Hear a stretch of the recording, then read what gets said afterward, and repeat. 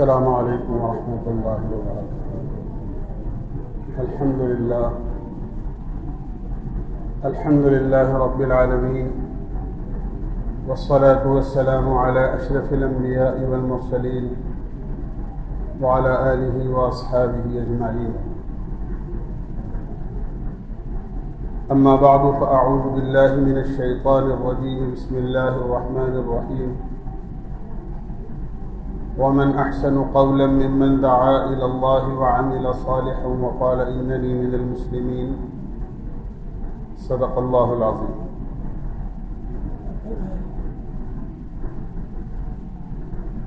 میرے بھائیوں، دوستوں، عزیزوں، بزرگوں،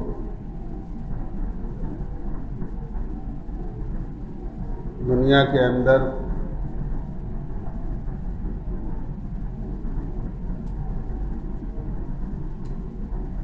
اللہ رب العزت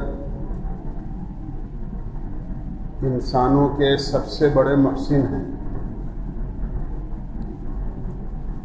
اللہ ہی کے احسانات کا نتیجہ ہے کہ ہم دنیا میں خیر و عافیت کے ساتھ، صحت و سلامتی کے ساتھ صبح و شام کرتے ہیں، زندگی کے اوقات بسر کرتے ہیں، وقت پر کھانا ملتا ہے، ناشتہ ملتا ہے، آرام کے وقت میں آرام کرتے ہیں، ہر قسم کی ضرورت سہولت کے ساتھ پوری ہو جاتی ہے، اور اللہ تعالیٰ اپنی قدرت اور اپنی طاقت سے اور اپنے خزانے سے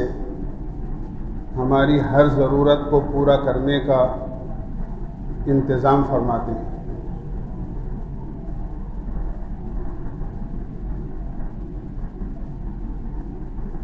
اپنے محسن کو یاد رکھنا اور اللہ کی ہر وقت شکر گزاری اور اس کی یاد میں لگے رہنا اور اس کی اطاعت اور فرمانبرداری کرتے رہنا، یہ انسان کا سب سے پہلا اور سب سے بڑا فریضہ ہے۔ اللہ تعالیٰ کے بعد سب سے بڑے محسن صرف مسلمانوں ہی کے نہیں بلکہ پوری انسانیت کے سب سے بڑے محسن آقا مدنی سرکار دو عالم صلی اللہ علیہ وسلم ہیں۔ اس لیے کہ یہ بھی یقینی چیز ہے کہ اگر آپ نہ ہوتے تو دنیا نہ ہوتی۔ ساری کائنات کی چھوٹی بڑی مخلوق اللہ نے اپنے کرم سے آقا مدنی سرکار دو عالم صلی اللہ علیہ وسلم کے صدقے میں اور آپ کی وجہ سے پیدا کی۔ اس لیے پوری کائنات پر جناب رسول اللہ صلی اللہ علیہ وسلم کا احسان ہے۔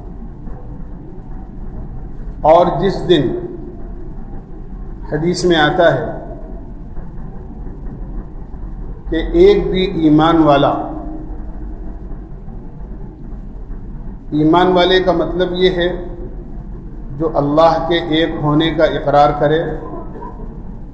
اور جناب رسول اللہ صلی اللہ علیہ وسلم کے سچے رسول ہونے کی تصدیق دل سے کرے اور شہادت دے۔ جب ایک بھی ایمان والا اس روئے زمین پر ایسا نہیں ہوگا تو اللہ تعالیٰ کائنات کی کسی چیز کو باقی رکھنا گوارا نہیں فرمائیں گے، اور قیامت قائم ہو جائے گی اور پوری دنیا اور دنیا کی ہر چیز توڑ پھوڑ کر درہم برہم کر دی جائے۔ پتہ یہ چلا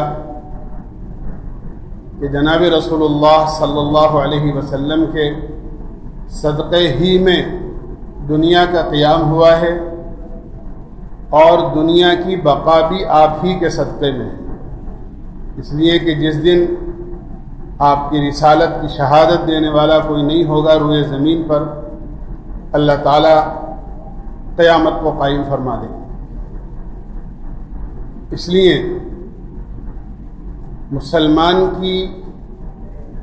سب سے بڑی ذمہ داری یہ بنتی ہے کہ اللہ نے اپنے حق کے بعد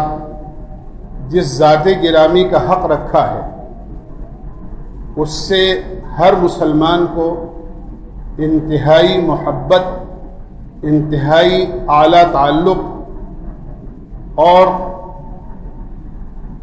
حتیٰ کہ اپنی جان سے، اپنے مال سے، اپنی اولاد سے، اپنے ماں باپ سے، اپنی ہر چھوٹی بڑی اس ملکیت سے جس کا آدمی مالک ہوتا ہے اور اس سے فائدہ اٹھاتا ہے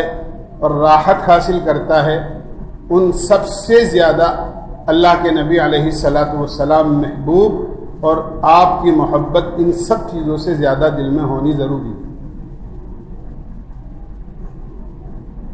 صحابہ کرام رضوان اللہ علیہم اجمعین ان کا یہی عالم تھا، اسی لیے روایتوں میں آتا ہے کہ حضرت علی رضی اللہ عنہ سے ایک موقع پر پوچھا گیا کہ اللہ کے نبی علیہ الصلاۃ والسلام سے آپ لوگوں کو کتنی محبت تھی؟ حضرت علی رضی اللہ عنہ نے ارشاد فرمایا اور پوچھنے والے کے سوال کا جواب دیا کہ اللہ کے نبی علیہ الصلاۃ والسلام ہمیں اپنی ماں سے، اپنے باپ سے، اپنی اولاد سے، اپنے اہل و عیال سے، اپنے مال و اسباب سے، حتیٰ کہ سخت پیاس کی حالت میں، انتہائی شدید گرمی کے موقع پر ٹھنڈے پانی سے زیادہ محبوب تھے، یہاں تک کہ آپ ہمیں اپنی جان سے بھی زیادہ محبوب تھے۔ اسی لیے قرآن کریم میں اللہ تعالیٰ نے نبی کا جو حق بتایا ہے وہ فرمایا ہے النبی اولیٰ بالمؤمنین من انفسہم وازواجہ امہاتہم۔ ایمان والو کان کھول کے سن لو کہ نبی کا حق اور جناب رسول اللہ صلی اللہ علیہ وسلم کا حق تمہارے اوپر تمہاری جانوں سے زیادہ ہے۔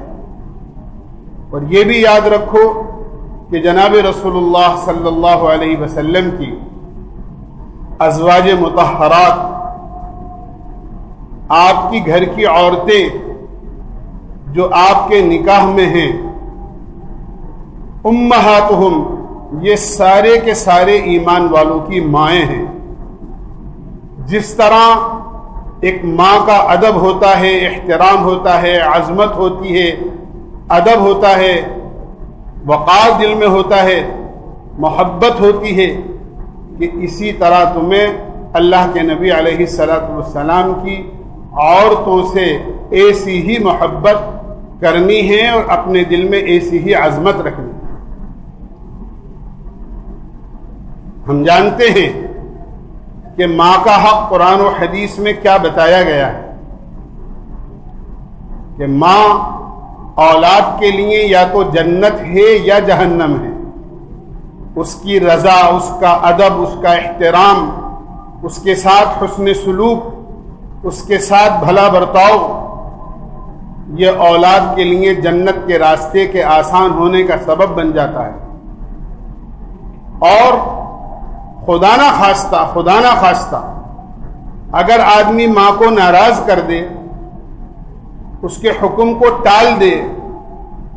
اس کے ادب اور احترام میں کمی کر دے، اس کے ساتھ بے ادبی اور بے احترامی سے پیش آ جائے، اس کا دل دکھا دے، تو دنیا بھی بگڑتی ہے اور آخرت بھی بگڑتی ہے۔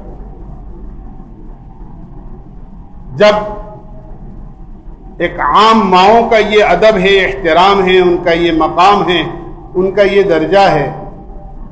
تو جناب رسول اللہ صلی اللہ علیہ وسلم کی وہ ازواج مطہرات جن کو اللہ تعالیٰ نے قرآن کریم میں پاکیزہ عورتیں کہہ کر پکارا ہے، ان کا کتنا بڑا مقام ہوگا، کیا درجہ ہوگا۔ فرمایا ان کی گھر کی عورتیں تمہاری مائیں ہیں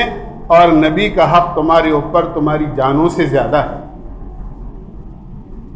صحابہ اکرام کی پوری تاریخ ہمیں یہ بتاتی ہے کہ ایک مسلمان کو بحیثیت مسلمان ہونے کے اور ایک امتی کو جناب رسول اللہ صلی اللہ علیہ وسلم کا امتی ہونے کی وجہ سے اور اس رشتے سے کتنی محبت ہونی چاہیے اور کتنا تعلق ہونا چاہیے۔ اگر یہ کہا جائے تو غلط نہیں ہوگا اور عین حدیث کے موافق ہے کہ جناب رسول اللہ صلی اللہ علیہ وسلم نے اپنے ارشاد گرامی کے اندر ارشاد فرمایا، لا یؤمن احدکم حتی اکون احب الیہ من والدہ وولدہ والناس اجمعین، کہ یاد رکھو تم کامل ایمان والے نہیں ہو سکتے ہو، تمہارے ایمان کی تکمیل نہیں ہو سکتی ہے، ایمان کی اعلیٰ چوٹی اور اونچے مقام پر ہرگز تمہاری رسائی نہیں ہو سکتی ہے اس وقت تک جب تک کہ میری ذات تمہارے نزدیک اپنی ماں سے، اپنے باپ سے، اپنی اولاد سے، یہاں تک کہ ساری دنیا کے انسانوں سے زیادہ میں تمہارے نزدیک محبوب نہ ہو جاؤں۔ یہ اللہ کے نبی علیہ الصلوۃ والسلام نے ارشاد فرمایا۔ اسی لیے صحابہ اکرام کو جناب رسول اللہ صلی اللہ علیہ وسلم سے ایسی ہی محبت تھی، ایسی ہی محبت تھی۔ غزوہ احد کے موقع پر ہمیں معلوم ہے اور تاریخ اسلامی کو جاننے والے اس بات کو اچھی طرح جانتے ہیں اور اس تاریخ سے اچھی طرح واقف ہیں کہ جب مدینہ منورہ سے بالکل باہر احد کے دامن میں غزوہ احد ہوا اور اللہ کے نبی علیہ الصلوۃ والسلام کے ایک حکم کو نہ ماننے کی وجہ سے پورا جنگ کے میدان کا پاسا پلٹ گیا اور ایسی حالت ہو گئی کہ 70 صحابہ اس میں شہید ہو گئے، یہاں تک کہ جناب رسول اللہ صلی اللہ علیہ وسلم اس افراتفری کے اندر ایک گڑھے میں آپ گر گئے، آپ کو چوٹ لگی، آپ کے دندان مبارک شہید ہوئے اور اہل باطل نے اور دشمنان اسلام نے یہ خبر عام کر دی کہ نعوذ باللہ نعوذ باللہ جناب رسول اللہ صلی اللہ علیہ وسلم شہید ہو گئے۔ یہ سنتے ہی صحابہ میں ایک عجیب قسم کی بے چینی واقع ہو، ہر ایک بے چین تھا کہ اللہ کے نبی کس حال میں، اور اس افراتفری میں کسی کی کوئی خبر معلوم نہیں ہو رہی۔ ایک صحابیہ رضی اللہ عنہا اپنے خیمے سے نکلی اور یہ ارادہ تھا کہ اللہ کے نبی علیہ الصلوۃ والسلام کو جا کر دیکھیں آپ کس حال میں ہیں، آپ کی تلاش کی جائے۔ راستے میں کسی نے یہ کہا تمہارے بیٹے کا انتقال ہو گیا اور وہ شہید ہو گئے، انا للہ و انا الیہ راجعون پڑھا اور یہ پوچھا کہ یہ بتاؤ محمد صلی اللہ علیہ وسلم کا کیا حال ہے۔ جب لا علمی ظاہر کی بتانے والے نے تو آگے بڑھی، پھر کسی نے یہ کہا کہ تمہارے خاوند بھی شہید ہو گئے، تو پھر انا للہ و انا الیہ راجعون پڑھا اور پھر پوچھا کہ اللہ کے نبی کا کیا حال ہے۔ انہوں نے بھی کوئی معقول جواب نہیں دیا۔ پھر آگے بڑھی تو کسی نے یہ کہا تمہارے بھائی شہید ہو گئے، تو پھر انا للہ و انا الیہ راجعون پڑھا اور اللہ کے نبی کی خیریت پوچھی تو پھر آگے بڑھی، یہاں تک کہ تلاش کرتے کرتے جناب رسول اللہ صلی اللہ علیہ وسلم کے پاس پہنچ گئے. آپ کو دیکھتے ہی چہرہ کھل گیا, طبیعت باغ باغ ہو گئی, اور اللہ کے نبی علیہ الصلاۃ والسلام کو سلام کر کے عرض کیا, اللہ کے رسول آپ کس حال میں ہیں؟ اگر آپ موجود ہیں تو میرے سارے غم ہلکے ہیں. مجھے کسی کی شہادت اور کسی کے انتقال کی پرواہ نہیں ہے. آپ سلامت ہیں تو میں اور میرا ایمان سلامت ہے. آپ کو اگر کوئی تکلیف پہنچ جاتی تو میرے لیے یہ سب سے بڑی مصیبت اور سب سے بڑی تکلیف تھی. حالانکہ بھائی شہید ہو گئے, شوہر شہید ہو گئے, بیٹا شہید ہو گیا, لیکن فرمایا کہ آپ ہیں تو سب ہے, اور آپ نہیں ہیں تو میرا سب کچھ چلا گیا. یہ عام ایمان والوں کو جناب رسول اللہ صلی اللہ علیہ وسلم کے زمانے میں آپ سے تعلق اور آپ سے محبت. کیوں کہ ایمان کا جز اور ایمان کی تکمیل ہی اللہ کے نبی کے محبت کو قرار دیا. حضرت زید رضی اللہ عنہ کا تو واقعہ بہت مشہور ہے. قرآن کریم میں اللہ تعالی نے نامزد ان کا تذکرہ کیا. اللہ کے نبی علیہ الصلاۃ والسلام کی نبوت کے اعلان سے پہلے بچے تھے, قافلے کے ساتھ میں اپنے ننیال جا رہے تھے. راستے میں ڈاکوؤں نے قافلے کو لوٹا اور مال چھین لیا, اور بچوں کو اپنا غلام بنا کر مکے کے بازار میں لے جا کر بیچ دیا. اس میں حضرت زید رضی اللہ عنہ بھی تھے.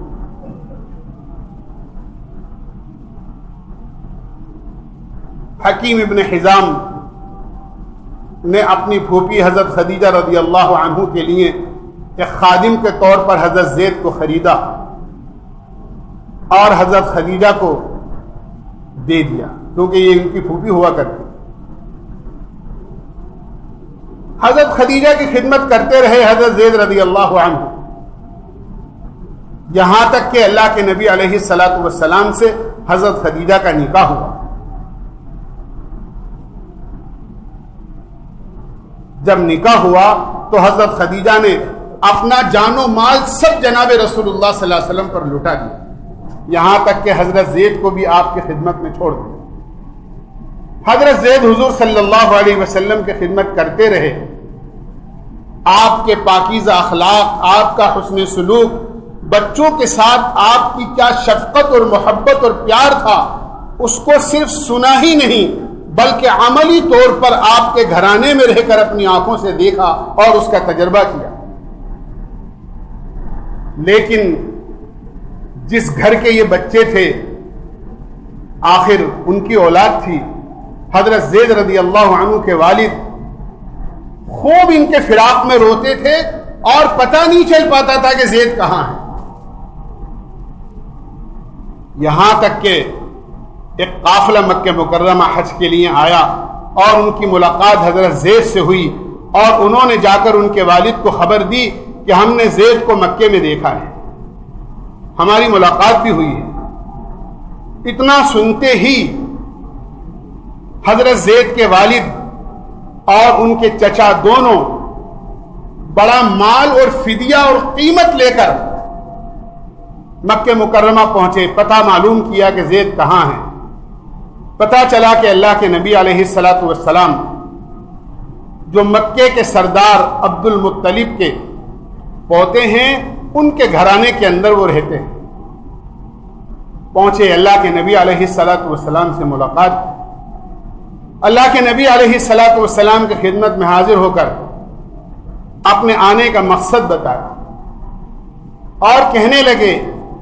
بنو ہاشم کی اولاد, اے بنو ہاشم, تم حرم کے رہنے والے ہو, اللہ کے گھر کے پڑوسی ہو,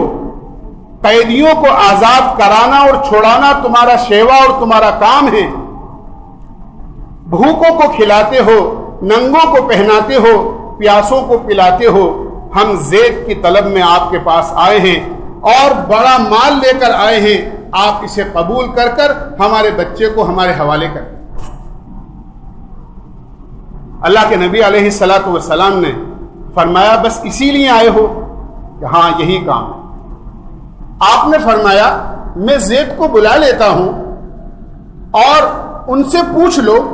اگر وہ تمہارے ساتھ جانا چاہیں تو مجھے کسی مال کی ضرورت نہیں ہے، بغیر کسی فدیے کے تم اس کو اپنے ساتھ لے جانا، اور اگر وہ میرے پاس رہنا چاہے تو میں اس پر کسی قسم کی زبردستی نہیں کر سکتا کہ میں زبردستی اس کو تمہارے حوالے کروں۔ چنانچہ حضرت زید بلائے گئے، سامنے والد بیٹھے ہیں، چچا بیٹھے ہیں، اللہ کے نبی علیہ الصلاۃ والسلام موجود ہیں۔ آپ نے زید سے پوچھا، زید تم انہیں جانتے ہو، یہ کون ہیں؟ زید نے کہا، اللہ کے رسول بالکل جانتا ہوں، یہ میرے والد ہیں اور یہ میرے چچا ہیں۔ آپ نے فرمایا تمہیں اختیار ہے، یہ تمہیں لینے کے لیے آئے ہیں، اگر تم ان کے ساتھ جانا چاہتے ہو تو میری طرف سے پوری اجازت ہے، ان کے ساتھ چلے جاؤ، اور اگر تم میرے پاس رہنا چاہتے ہو تو میرا گھر تو تمہارے لیے ہر وقت کھلا ہوا ہے۔ حضرت زید رضی اللہ عنہ نے بغیر کسی تأمل کے، بغیر کسی سوچ کے، بغیر کسی تاخیر کے یہ کہا، اللہ کے رسول میں آپ کو چھوڑ کر کسی کے ساتھ نہیں جا سکتا۔ والد بول اٹھے، چچا بول اٹھے، زید آزادی کی زندگی پر غلامی کو پسند کرتے ہو، اپنا اصلی وطن اور سگے ماں باپ کو چھوڑ کر یہاں رہنے کو پسند کرتے ہو اجنبی جگہ میں۔ زید کہنے لگے، میں نے اس گھر کے اندر جو محبت پائی ہے، جو پیار مجھے یہاں ملا ہے اور جو حسن سلوک ان کا میرے ساتھ ہے، شاید مجھے اپنے حقیقی گھر میں، ماں باپ کے گھر میں بھی میسر نہیں ہو سکتا، اور میں ہرگز آپ کے ساتھ نہیں جاؤں۔ اللہ کے نبی علیہ الصلاۃ والسلام کا اتنا سننا تھا کہ آپ کھڑے ہوئے اور زید کو آپ نے اٹھا کر اپنے سینے سے لگایا اور گود میں لیا اور یہ اعلان کیا بھری مجلس کے اندر، آج سے زید میرا بیٹا ہے اور میں اس کا باپ ہوں۔ بڑے تو بڑے، بچوں کو بھی اتنی محبت تھی اللہ کے نبی علیہ الصلاۃ والسلام۔ اسی لیے صحابہ بے چین ہو جاتے تھے اللہ کے نبی علیہ الصلاۃ والسلام کی زیارت کے بغیر۔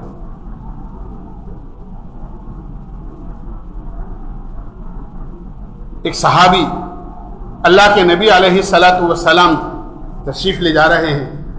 مسجد نبوی سے، راستے کے اندر ایک نوجوان نے آپ کو سلام کیا اور سلام کر کے اللہ کے نبی سے پوچھا، اے اللہ کے رسول قیامت کب آئے گی؟